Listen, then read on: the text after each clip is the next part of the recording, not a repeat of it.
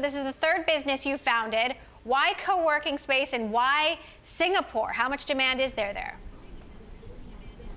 Oh, it is. Oh, thanks for having me, Emily. It is definitely an exciting time for co-working. I think lines are blurring, especially when co-working is being offered to traditionally more entrepreneurs, more SMEs.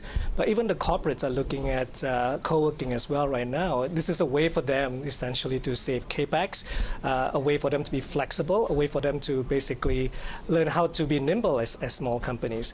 So we are helping companies small to become big and big companies to remain small and nimble at the same time.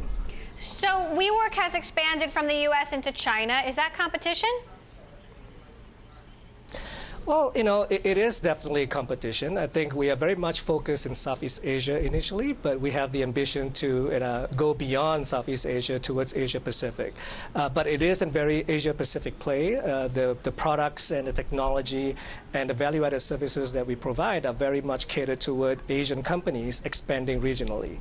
And I'm talking about freelancers, SMEs and large corporations across different industries as well.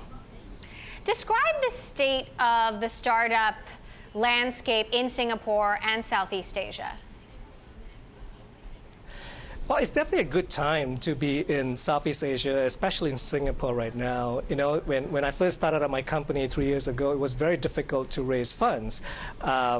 But nowadays, I think the funding amount that's available to startups across this region has raised from $500 million to more than $1 billion right now in just the last 12 months. So you see a lot of startups coming in, and you see a lot of startups getting more mature right now. And we've been seeing a few unicorns that's been come out of Southeast Asia alone. So the new funding, what do you intend to use it for? Well, the funding is to allow us to expand aggressively and quickly across Asia Pacific, right? But more importantly, it is for us to invest back into our members and businesses who are with us. And these companies are expanding quickly throughout the region as well. So we have one now in Singapore. We have another one being built in Singapore, and then a first office in Jakarta.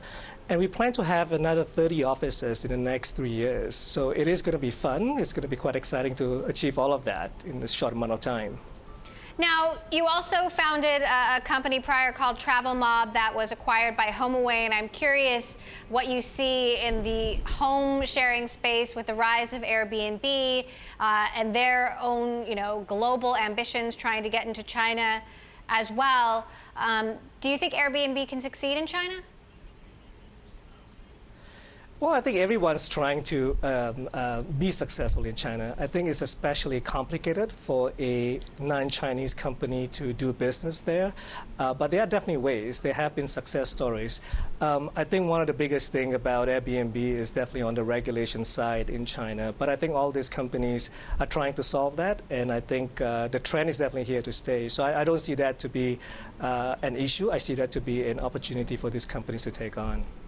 And we asked this question when it comes to Uber and ride sharing. Do you see one player rising to the top? Will this be multiple players, or is it a winner-take-all market? How do you see it in home sharing when it comes to Airbnb versus HomeAway versus the other global players out there? Do you think one of them, that a winner will take all, or do you think that there will always be multiple players? If so, how many?